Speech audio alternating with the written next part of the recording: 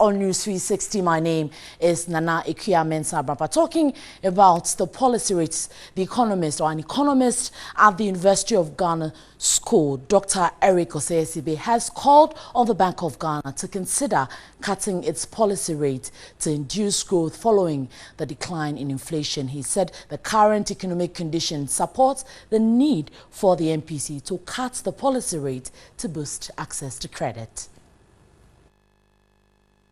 Dr. Osei-Sibe's appeal comes as the Monetary Policy Committee of the Bank of Ghana met on Friday for the last time this year to assess development in the economy and set the policy rate. The MPC is expected to meet the public on Monday with the announcement of its decision, a key determinant in the direction of interest rates and cost of borrowing in the country. Dr. Sibe said all economic indications point to reduction in the policy rate, which has remained at 26% for over a year now. Although inflation had gone up at the time that it was fixing it, inflation was about 19.6 or something percent. Inflation fell to about 16.9. They didn't see the reason to reduce it. It went up, it came down, and now it's 15.8.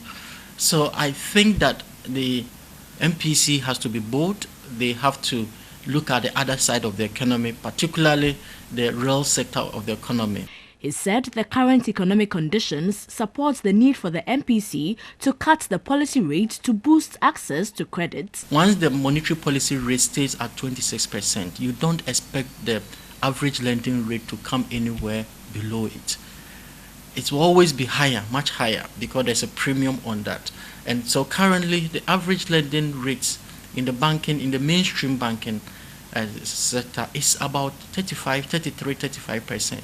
That is high. As inflation appears, or inflation pressures appear to have gone down, we expect it to come down.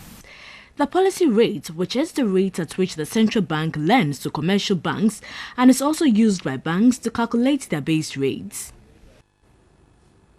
Right, so more emphasis on why the policy rate should be reduced. Many more economists continue to impress on the central bank to consider reducing the policy rate from the current 26%. And this is because one of the main targets of the Monetary Policy Committee, which is inflation, is projected to further decline. So what will inform the decision of the committee, and what are the likely implications of a reduction in the policy rates? Let's look at this.